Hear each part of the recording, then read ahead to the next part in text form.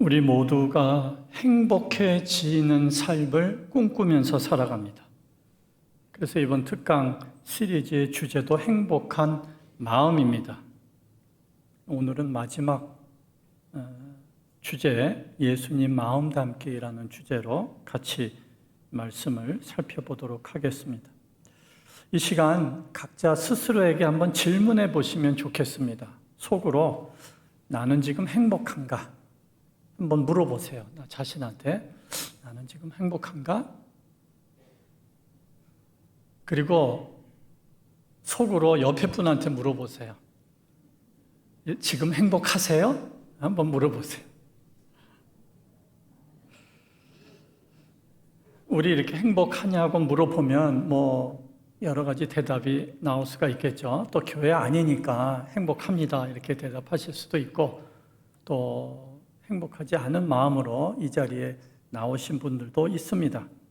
우리 대한민국 헌법 10조에 이런 조항이 있습니다. 모든 국민은 인간으로서의 존엄과 가치를 가지며 행복을 추구할 권리를 가진다. 행복 추구 권리는 헌법에서 보장하는 인간의 이 원칙입니다. 그래서 온 국민이 행복하기를 원해요. 그러나 정작 행복한 사람은 그렇게 많지 않습니다. 그리고 행복이라는 개념도 매우 추상적이에요. 행복의 조건을 알아야 행복하기 위한 노력을 할 수 있는데, 막상 무엇이 나를 행복하게 할까 물어보면 딱히 머리에 떠오르지 않는 경우들도 많습니다. 행복은 인간의 보편적인 바람이고 누구나 행복하게 살기를 원합니다. 그래서 요즘 소확행이라는 표현 많이 들어보셨을 거예요. 일자리나 인간관계 모두 불안한 현실을 살아가는 현대인들이 작지만 일상의 확실한 행복을 추구하는 트렌드를 가르쳐서 소확행이라는 표현을 씁니다. 우리 작품 파랑새라는 소설을 아마 읽어보신 분들이 있을지 모르겠습니다. 이 소설에 보면 주인공들은 파랑새를 찾아서 추억의 나라, 밤의 궁전, 미래 왕국을 전전하면서 찾아보지만 어느 곳에도 파랑새는 찾을 수 없었습니다. 그들이 집에 돌아와서 결국 집안의 새장에 있던 새가 바로 파랑새라는 것을 깨닫습니다. 반가운 마음에 새장을 여는데 그 순간 파랑새는 멀리 날아가 버린다는 스토리입니다.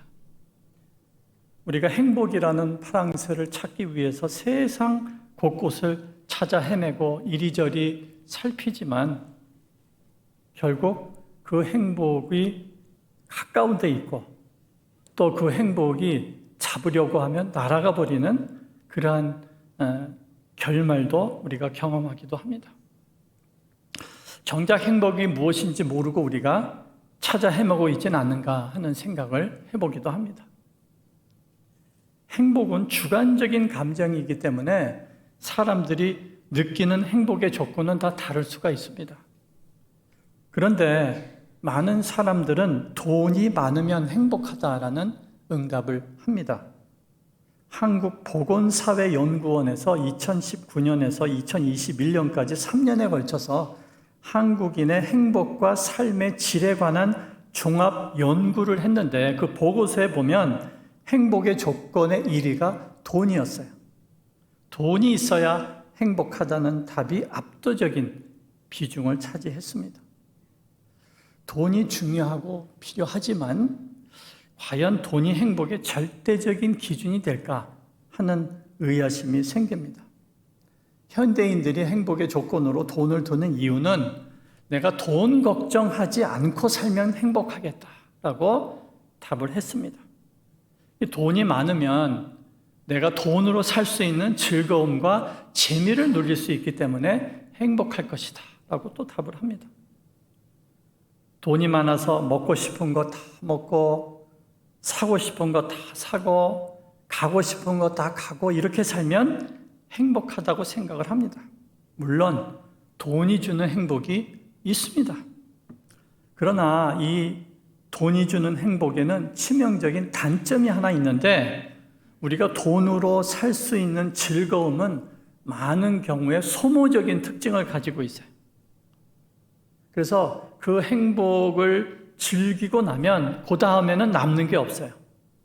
이 즐거움과 재미가 축적되지 않는다는 특징이 있습니다. 그리고 이러한 돈으로 살 수 있는 즐거움과 재미는 반복되면 지루해지고 즐거움이 자꾸 줄어든다는 거예요. 아무리 즐거운 것도 반복하면 권태기가 온다는 거죠. 전도서 기자가 이 전도서 1장 2절 말씀에 이런 표현을 하고 있어요. 헛되고 헛되며 헛되고 헛되니 모든 것이 헛되도다. 이런 고백의 의미가 이 돈으로 살 수 있는 행복이 주는 그러한 결과라고 볼 수가 있습니다. 물론 삶에서 돈으로 사는 재미와 즐거움이 필요해요. 그러나 궁극적인 행복의 조건은 아니라는 겁니다. 어떤 분들은 무탈이 행복의 조건이라고 생각을 해요. 돈이 많이 있지 않아도 큰 어려움 없이 무탈하게 살면 행복하다고 생각을 합니다. 인터넷에 무탈한 오늘이라는 제목의 책 소개를 제가 본 적이 있어요. 우리는 매일 똑같은 일상을 지겹다고 생각한다. 늘 아침에 일어나고 저녁에 잠드는 오늘이 무의미하다고도 생각한다. 그러나 오늘 누군가는 죽음을 맞이하고 누군가는 소중한 사람을 잃는다. 실상 아무 일도 일어나지 않는 날은 그 자체로 행복이다. 이 책을 쓴 저자는 대학 생활을 시작하던 때에 암이라는 병을 만나서 삶에 큰 고통을 당했습니다. 그 후에 무탈한 일상이 얼마나 큰 행복인지를 깨달았다고 책에서 밝히고 있습니다.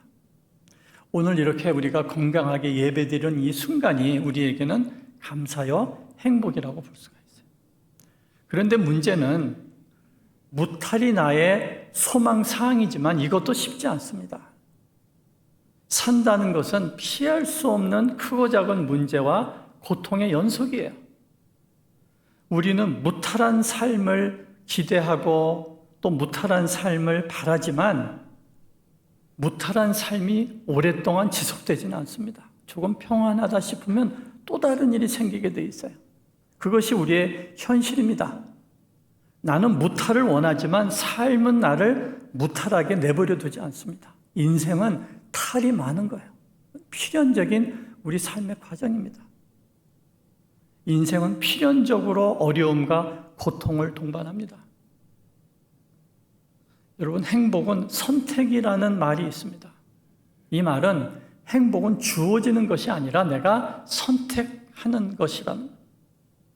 사람들은 행복이 외부에서 온다고 생각하지만 행복은 내 마음의 선택이라는 거예요.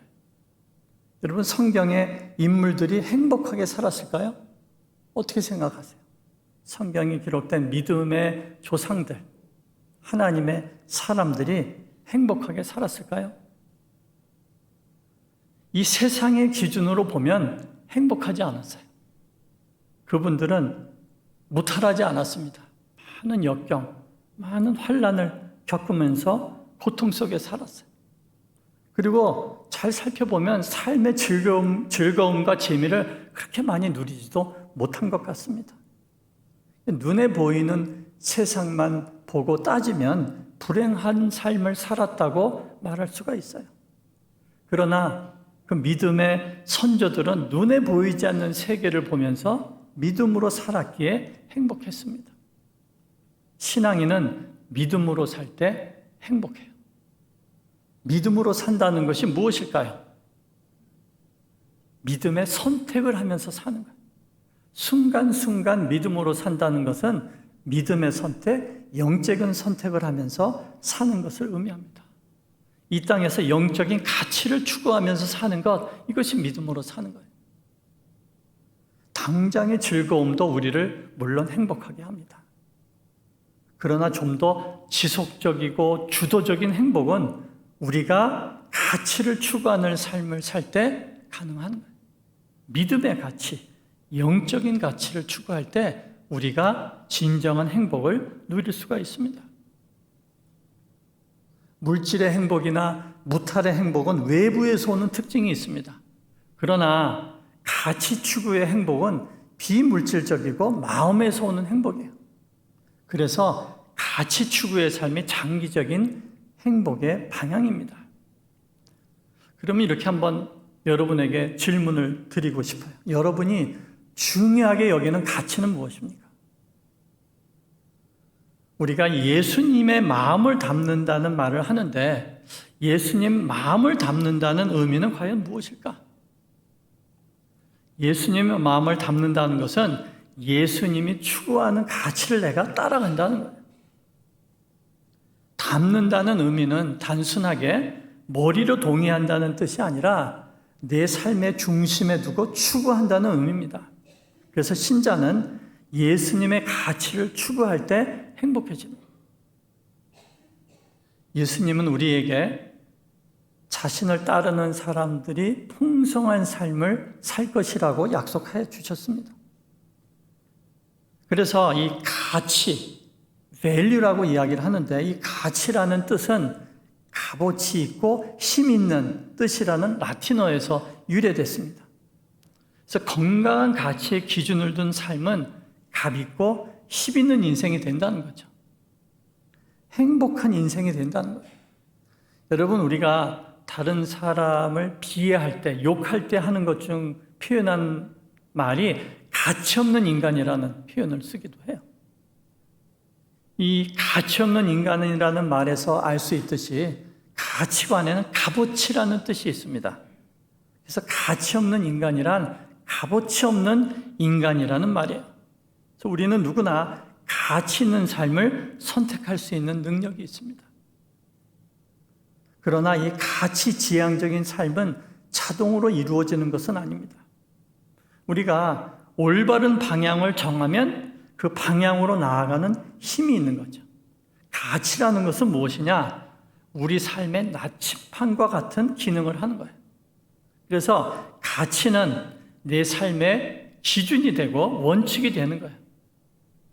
가치는 삶의 다양한 선택을 할 때 우리에게 분별력을 줄 수가 있는 거예요.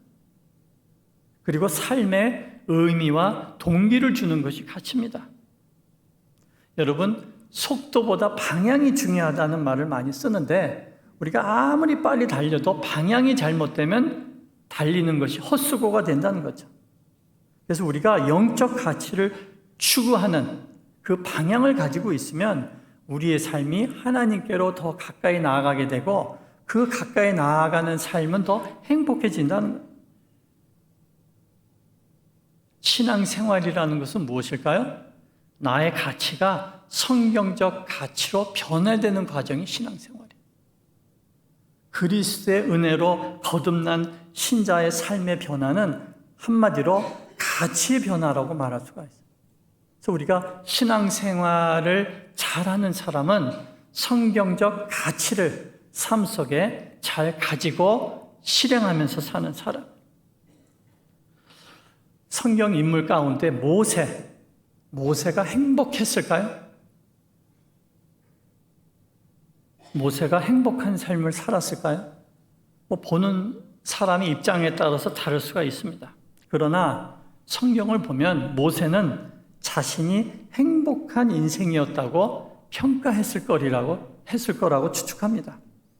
제가 성경을 보니까 신명기 33장이 모세가 죽기 전에 이스라엘을 축복한 내용인데 그 내용 가운데 이런 게 있어요. 신명기 33장 29절 말씀에 보시면 이스라엘이여 너는 행복한 사람이로다. 여호와의 구원을 너같이 얻은 백성이 누구냐라고 고백을 합니다. 이스라엘 백성 가운데 모세 자신이 포함되어 있는 거예요. 이스라엘 백성이 행복하다고 평가를 합니다. 그 안에는 자신의 삶도 행복했었다는 결론을 유추할 수가 있습니다. 그가 행복했던 이유는 그가 믿음의 삶을 살았고 하나님이 그를 인정해 주셨기 때문에 그렇습니다. 모세는 일평생 영적인 가치를 쫓으면서 살았습니다. 그래서 그는 행복했습니다. 특히 히브리서 11장 24절에서 26절 말씀에 보시면 모세의 가치를 잘 기록하고 있습니다. 히브리서 11장 24절에서 26절 보시면 믿음으로 모세는 장성하여 바로의 공주의 아들이라 칭함받기를 거절하고 도리어 하나님의 백성과 함께 고난받기를 잠시 죄악의 낙을 누리는 것보다 더 좋아하고 그리스도를 위하여 받는 수모를 애굽의 모든 보화보다 더 큰 재물로 여겼으니 이는 상 주심을 바라봄이라. 이 본문 말씀에 보면 모세에게는 두 가지 선택의 길이 있었어요. 하나의 길은 바로의 공주의 아들로 살아가는 선택. 그 길에는 부귀와 영화가 따르는 선택이었습니다. 그리고 또 다른 선택은 하나님의 백성과 함께하는 선택. 이 선택을 하면 물질적인 궁핍과 고통이 따르는 선택이었어요. 이 두 가지 선택 앞에서 모세는 고통받는 삶을 선택을 합니다. 모세가 고난을 선택하는 이유가 무엇일까요? 히브리서 11장 26절에 보시면 그리스도를 위하여 받는 수모를 애굽의 모든 보화보다 더 큰 재물로 여겼다고 고백하고 있어요. 더 큰 재물로 여겼다. 이 구절에서 우리는 모세가 무엇을 가치게 여겼는지를 보여줍니다. 한쪽에는 애굽의 보화가 있어요. 다른 쪽에는 그리스도를 위하여 받는 수모가 있습니다. 이 두 가지 중에서 모세는 그리스도를 위하여 받는 고난이 더 가치 있다고 여긴 거예요. 가치는 여기는 거예요. 사람마다 가치 있게 여기는 게 다릅니다. 모세는 그 가치를 가지고 그의 선택을 할 수가 있었던 거죠. 이처럼 내 선택은 내 가치를 보여주는 거예요. 내가 어떤 가치를 소중하게 여기는지 아는 길은 내가 어떤 선택을 하는지를 보면 내 가치를 알 수가 있어요. 우리는 태어나서부터 죽을 때까지 수많은 선택을 하면서 살아갑니다. 아침에 일어나서 잘 때까지도 조그마한 선택에서 큰 선택을 하면서 살아가게 돼 있어요. 요즘 결정장애라는 말이 나올 정도로 선택을 어려워하는 분들도 있어요. 그런데 선택이 어려운 이유가 뭔지 아세요? 내가 선택을 하면 선택을 하지 않은 것을 내가 포기해야 되기 때문에 선택이 어려운 거예요. 두 개를 다 잡을 수가 없어요. 그래서 선택이 힘든 겁니다. 우리의 삶은 수많은 선택으로 이루어지고 있어요. 비근한 예로 중국집에 가서 짬뽕 먹을까, 짜장면 먹을까, 이것도 하나의 선택이에요. 그러나 그러한 가벼운 선택도 있지만 우리의 신앙의 선택, 직장의 선택, 교회의 선택, 배우자의 선택과 같이 큰 영향을 주는 선택도 있습니다. 나라는 존재는 내가 내린 선택으로 이루어진 거예요. 나라는 존재가 어떤 존재인가는 결국 지금까지 내가 어떤 선택을 하면서 살아왔느냐에 따라서 결정되는 겁니다. 나의 신앙 성숙은 나의 신앙적인 선택으로 만들어지는 거예요. 내 신앙이 자라고 성숙해지는 비결은 뭘까요? 내가 신앙적인 선택을 많이 하는 거예요. 그런데 나의 가치는 어디에서 올까요? 나의 가치는 믿음에서 옵니다. 히브리서 11장 26절 말씀 다시 한번 보도록 하겠습니다. 그리스도를 위하여 받는 수모를 애굽의 모든 보화보다 더 큰 재물로 여겼으니 이는 상주심을 바라봅니다. 그러니까 모세가 선택한 그 가치가 어디에서 왔어요?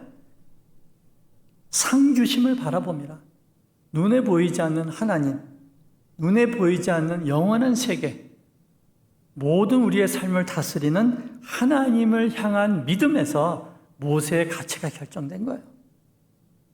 그래서 모세의 가치는 상주심을 바라보는 믿음에 의해서 결정됐습니다. 결국 나의 선택은 내 가치를 보여주는 거예요. 내 가치는 내 믿음을 보여주는 거예요. 그래서 내가 어떤 믿음을 가지고 있느냐는 내가 어떠한 가치를 중요하게 여기느냐를 결정하는 것이고, 내가 어떤 가치를 중요하게 여기느냐는 내가 일상에서 어떤 선택을 하느냐를 결정하게 된다는 거죠. 이처럼 나의 믿음이 내 삶의 가치를 결정합니다. 손봉호 교수님의 설교에서 그분이 이런 예화를 드신 적이 있어요. 그분이 오래전에 사역하던 교회에 새로 믿고 신앙생활하는 교인이 한 분 계셨대요. 성격이 조용하고 무언가 사람들 눈에 별로 띄지 않는 그러한 분이셨습니다. 그런데 이분이 예수님을 믿고 난 다음에 나타난 변화 중에 하나가 자꾸 가난해지는 거예요.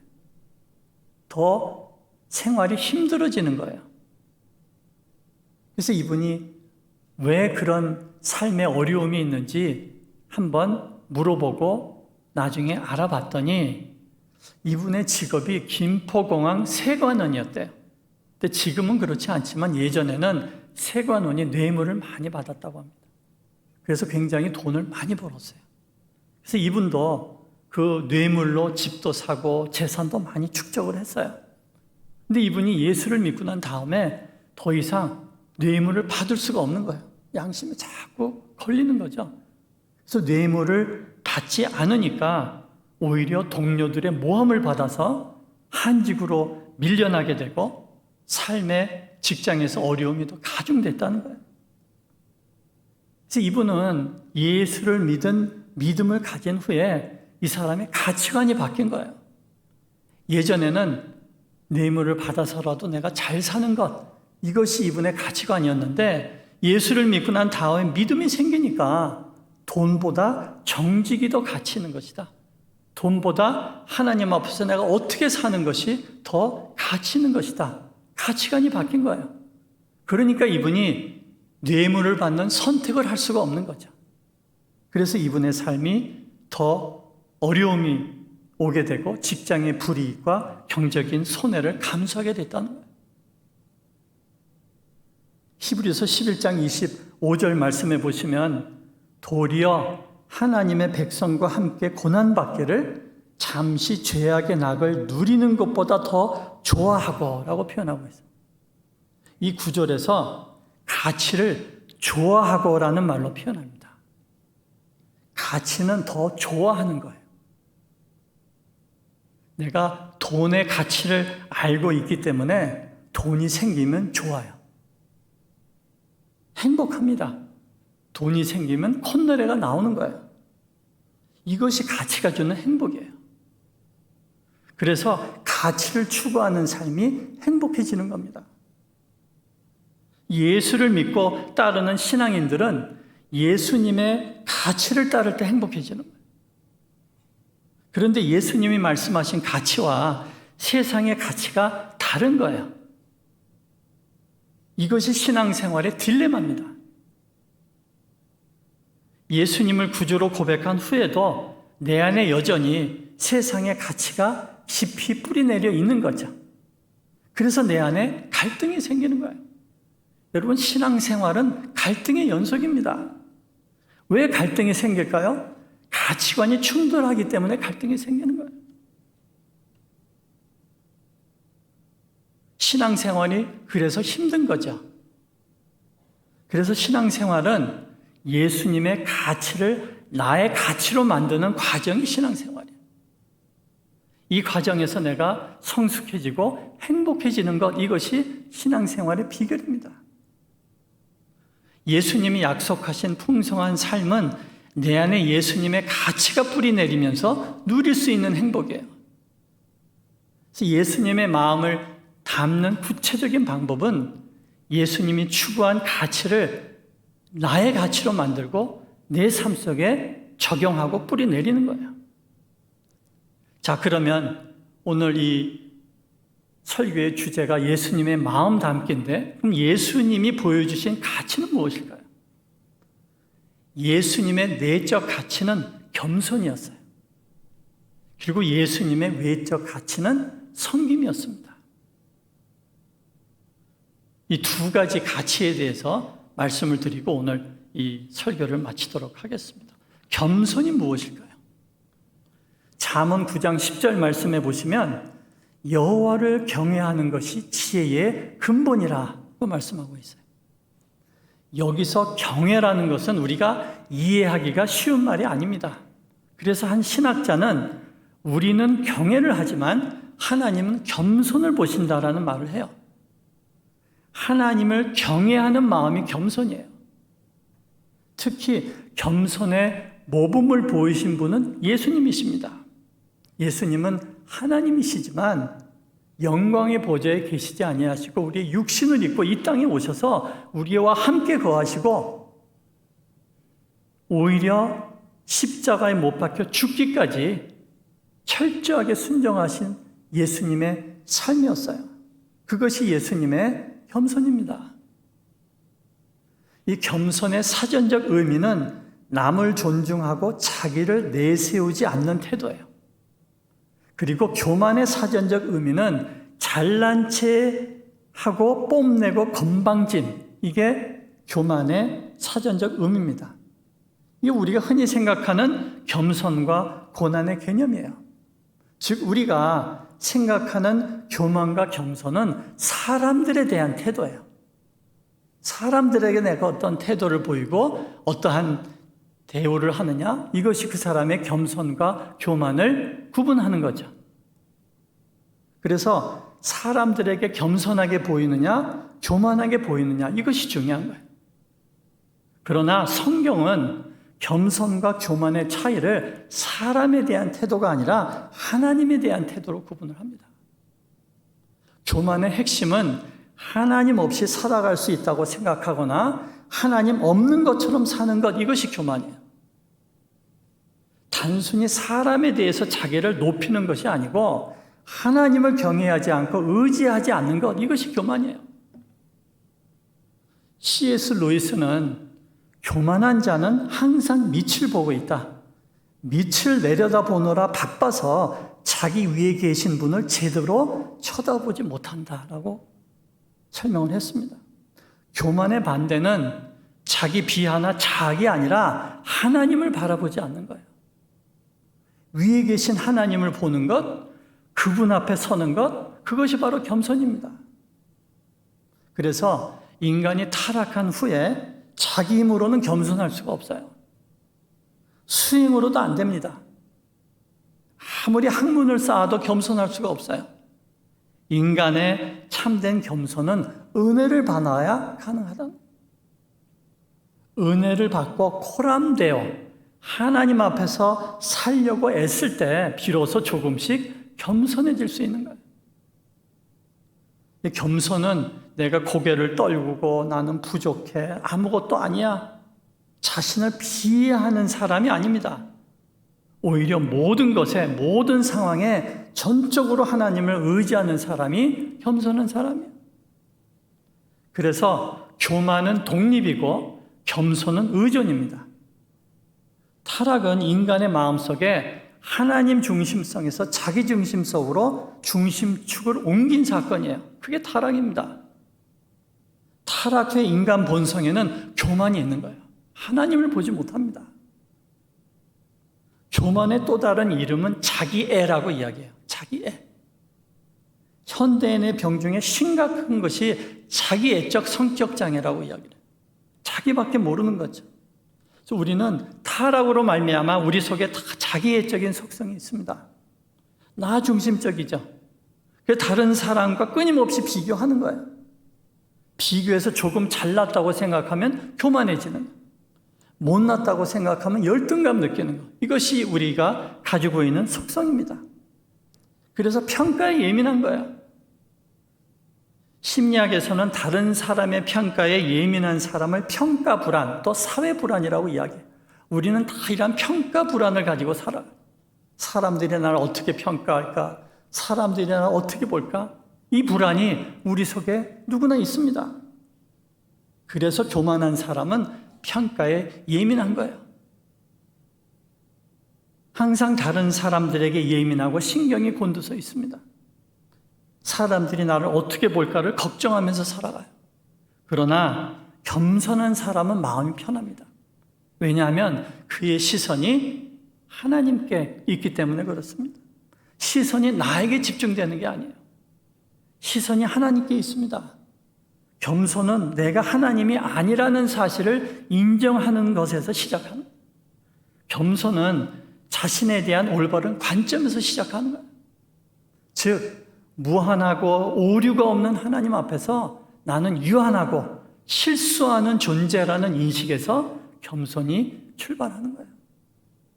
겸손한 마음은 내가 어디서 왔는지를 기억하는 것에서부터 출발합니다.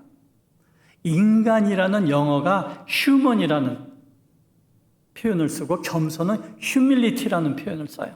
근데 두 단어에 함께 공유하는 humus라는 라틴어를 공유하는데 그 humus라는 단어의 의미는 흙, 먼지, 땅이라는 의미를 가지고 있어요.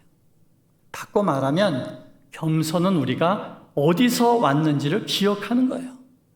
겸손은 우리가 흙으로 돌아갈 것임을 기억하면서 시작하는 겁니다. 우리는 흙에서 왔어요. 그리고 우리는 흙으로 돌아가는 인생입니다. 창세기 3장 19절 말씀에 오시면 내가 흙으로 돌아갈 때까지 얼굴에 땀을 흘려야 먹을 것을 먹으리니 내가 그것을 취함을 입었습니다. 너는 흙이니 흙으로 돌아갈 것이니라 하시니라. 그것이 우리의 존재입니다. 하나님의 흙으로 지음받은 존재고 결국 흙으로 돌아가는 존재예요. 그래서 우리는 이 땅에서 하나님 앞에 겸손하게 살아갈 수가 있는 거죠. 하나님이신 예수님이 인간의 몸을 입고 이 땅에 오셔서 겸손의 본을 보여주셨습니다. 빌립보서 2장 5절에서 8절 말씀이 예수님의 겸손을 가장 잘 표현한 구절이에요. 너희 안에 이 마음을 품으라. 곧 그리스도 예수의 마음이니 그는 근본 하나님의 본체시나 하나님과 동등됨을 취할 것으로 여기지 아니하시고 오히려 자기를 비워 종의 형체를 가지사 사람들과 같이 되셨고 사람의 모양으로 나타나사 자기를 낮추시고 죽기까지 복종하셨으니 곧 십자가에 죽으심이라.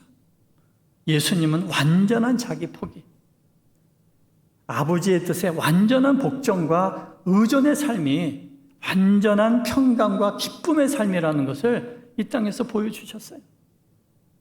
그래서 예수님이 공생애를 통해서 보여주신 내적 가치는 겸손입니다.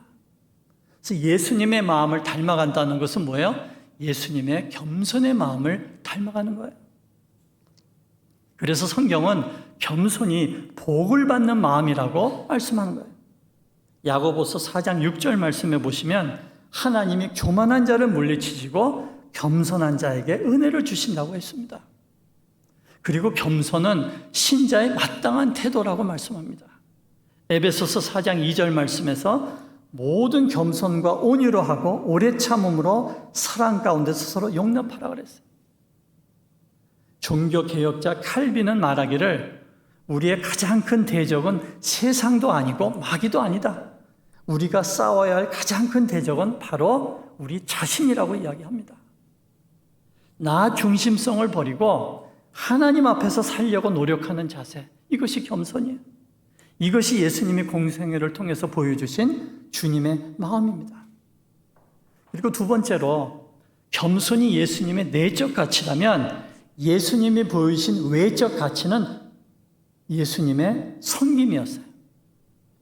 마태복음 20장 28절 말씀해 보시면 인자가 온 것은 섬김을 받으려 함이 아니라 도리어 섬기려 하고 자기 목숨을 많은 사람의 대속물로 주려 함이니라. 이것이 복음의 핵심입니다. 예수님이 십자가 죽음으로 우리를 살리신 것, 이것이 복음이에요. 예수님은 자기 목숨을 우리를 섬기는 일에 내어주셨습니다. 그래서 섬김은 받는 것이 아니라 주는 거예요. 그리고 섬김에는 희생이 동반되는 거예요. 이것이 섬김이 가지고 있는 두 가지 특징이에요. 하나는 주는 것이고 두 번째는 희생이 동반되는 거예요. 이 섬김은 디아코니아라고 하는데 보통 시종 드는 일, 섬기는 일을 의미합니다. 이 말이 기독교에 들어와서 헌신, 그리고 자기 자신을 희생하는 생활의 의미로 사용되고 있어요. 동일한 시간과 몸, 재물을 가지고 어떤 사람은 자기만을 위해서 사용하고 어떤 사람은 하나님과 이웃을 위해서 사용합니다. 여러분, 인간의 모든 세포에는 섬김의 DNA가 있다는 말 들어보셨어요? 인간의 세포에는 DNA가 있는데 그 DNA의 이름이 섬김이라는 거예요. 인간 몸의 모든 세포는 전체 몸의 유익을 위해서 존재하고 움직인다는 거죠. 몸에 있는 모든 정상적인 세포는 자신을 위해서 존재하지 않습니다. 전체 몸의 유익을 위해서 존재하고 더 이상 유익이 되지 않을 때는 죽는 것이 건강한 세포예요. 그 기능을 마치면 세포는 죽습니다. 그래서 우리 몸이 건강을 유지할 수가 있는 거예요. 그런데 암세포는 이 원리에 역행하는 것이 암세포예요. 암세포는 속한 장기의 기능과는 무관하게 끊임없이 커지고 끊임없이 무한 번식을 하게 돼 있어요. 스스로 죽지 않고 계속 번식하는 거죠. 그래서 결국 다른 장기의 기능을 마비시키고 결국 목숨까지 잃게 하는 것이 암세포입니다. 그래서 암세포가 몸에 퍼지면 사람이 목숨을 잃을 수도 있어요. 결국 내가 나를 위해서만 살면 공동체가 죽게 된다는 거죠. 내가 죽어야 공동체가 사는 거예요. 내가 나의 섬기는 일은 나를 살리고 내 이웃을 살리는 일이라는 겁니다. 여러분, 섬김이 없으면 우리는 모두 죽게 됩니다.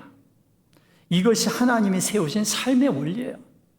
이 땅에서 살아가는 하나님이 지으신 창조 원리가 결국 나를 위해서 사는 것이 아니라 섬기고 주면서 사는 삶을 살 때 내가 행복하고 내가 속한 가정과 공동체가 행복해지는 거예요. 여러분, 말세에 나타나는 대표적인 현상이 뭔지 아세요? 자기 사랑과 교만입니다. 디모데후서 3장 1절 2절 말씀해 보시면 너는 이것을 알라. 말세에 고통하는 때가 이르러 사람들이 자기를 사랑하며 돈을 사랑하며 자랑하며 교만하며 부모를 거역하며 감사하지 않아하며 거룩하지 아니하며. 자기를 사랑하는 것, 교만, 이것이 말세에 일어나는 대표적인 특징입니다. 우리는 보통 섬기면 손해라는 생각을 해요. 그래서 섬기기를 꺼려합니다. 그러나 성경은 섬기는 자가 더 복을 받고 더 행복해진다고 말씀해요. 최후의 심판자리에서 예수님은 우리에게 얼마나 섬김을 받았느냐라고 묻지 아니하시고 얼마나 섬겼느냐라는 질문을 하십니다. 여러분, 인간은 누구나 힘과 권력에 대한 욕망이 있습니다. 더 많은 힘을 갖기 원해요. 더 높아지기를 원하는 것, 이건 인간의 타락한 본성입니다. 그래서 서열의식이라는 것이 인간의 본능이에요. 동물 세계를 볼 때 철저하게 서열에 의해서 움직이는 것이 동물의 세계입니다.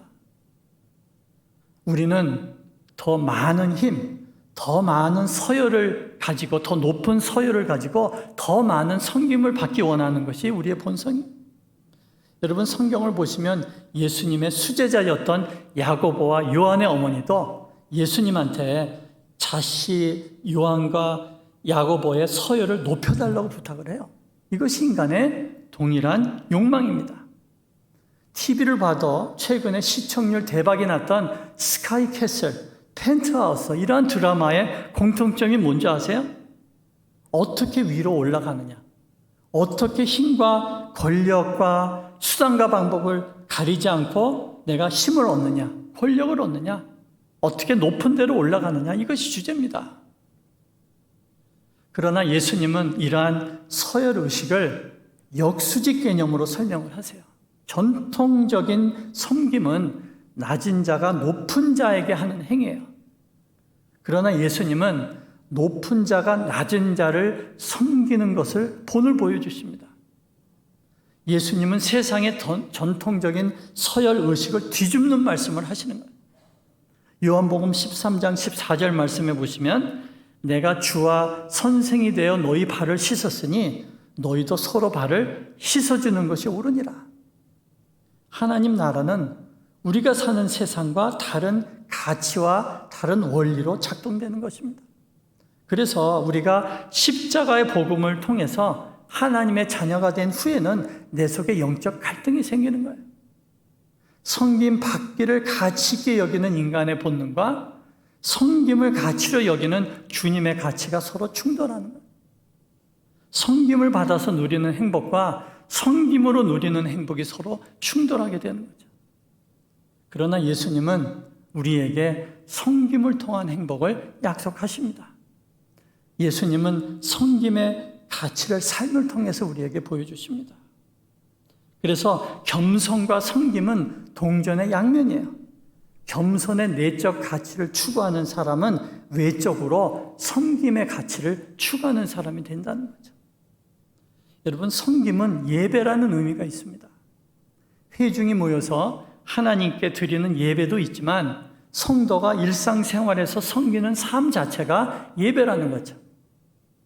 로렌스 형제는 1640년부터 죽을 때까지 한 50년 동안 수도원에서 부엌에서 설거지하는 것과 또 그 수도사들의 신발을 수선하는 일을 위해서 살다가 죽었어요. 그는 눈에 보이는 엄청난 일을 하지는 않았습니다. 평생 요리하고 설거지하고 구두 순서를 하면서 살았습니다. 그러나 그는 하찮아 보이는 일을 섬김의 예배로 승화시켰어요. 구두 수선을 하면서 설거지를 하면서 이 로렌스 형제는 그거를 예배로 승화시켜서 그것이 일상의 예배가 됐습니다. 비록 남이 알아주는 일은 아니었지만 그는 그것을 최선을 다해서 했어요. 50년 동안. 마치 하나님께 하듯 예배 자세로 그 일을 행했습니다. 그는 일상의 섬김에서 하나님의 임재를 훈련을 했어요. 일상의 섬김이 하나님의 임재를 경험하고 천국 문이 열리는 통로가 됐습니다. 그래서 우리는 무슨 일을 하든지 섬김의 태도를 가질 수가 있습니다. 그 일이 설교를 하는 것이든 집에서 청소를 하는 것이든 직장에서 업무를 보는 것이든 언제나 어디서나 우리는 섬김의 태도를 가지고 삶을 살아갈 수가 있어요. 사람을 만날 때 두 가지 생각을 한다 그래요. 어떤 분은 내가 어떻게 저 사람의 섬김을 받을까? 라는 생각을 하는 분이 계시고 어떤 분은 내가 어떻게 섬길까? 라는 생각을 하시는 분이 있다고 합니다. 우리의 신앙적인 마음, 우리의 신앙적인 가치를 외적으로 표현하는 길은 섬김이에요. 여러분, 섬김은 희생의 경중에 따라서 그 가치가 드러납니다. 예수님은 내가 죽어서 너를 살게라는 희생으로 우리를 섬기셨어요. 희생이 동반되는 섬김이 깊은 울림과 감동을 줍니다. 성경에 보면 다윗이 블레셋과 전쟁을 할 때 다윗의 세 용사가 블레셋 사람의 진영을 돌파하고 베들레헴 성문 곁 우물물을 떠서 다윗에게 가져왔습니다. 이 물을 받은 다윗은 그 물을 마시지 못하고 하나님께 부어드리죠. 사무엘하 23장 17절 말씀해 보시면 이르되 여호와여 내가 나를 위하여 결단코 이런 일을 하지 아니하리이다. 이는 목숨을 걸고 갔던 사람들의 피가 아니니까 하고 마시기를 즐겨하지 아니하니라. 새 용사가 이런 일을 행하였더라. 물 떠온 것 자체는 큰 일이 아닐 수가 있습니다. 목마른 사람에게 물 떠주는 것이 큰 섬김이 아닐 수가 있어요. 그러나 그 새 용사가 떠온 물에는 새 용사의 목숨을 건 희생이 있었습니다. 그래서 그 물이 귀한 거예요. 그래서 다윗은 그 물을 마실 수가 없었습니다. 예수님이 부자들이 넣는 많은 헌금보다 가난한 과부의 2렙돈이 크다고 칭찬하셨어요. 그 이유는 2렙돈 자체는 많은 돈이 아닙니다. 그러나 그 2렙돈 안에는 과부의 희생이 있기 때문에 그렇습니다. 이처럼 섬김은 희생입니다. 희생이 예배의 가치를 대변하고 희생의 섬김의 가치를 대변하는 거예요. 섬김은 주는 것이고 섬김은 희생이 있는 거예요. 말씀을 마치면서 예수님은 우리에게 풍성한 삶을 약속해 주셨습니다. 예수님이 약속하신 행복은 이 땅의 즐거움이나 무탈을 의미하지는 않습니다. 그러나 우리가 이 땅에서 예수님의 가치를 따라 살 때 우리는 마지막 날 우리의 삶을 돌아보면서 내 삶이 가치 있었다, 내 삶이 행복했다라고 고백할 수가 있습니다. 우리 다산은혜교회 성도님들의 마음이 이러한 예수님의 마음을 닮아가기를 바랍니다. 예수님의 겸손과 섬김의 가치가 우리 모든 성도님들의 삶의 가치가 되기를 주의 이름으로 축원합니다.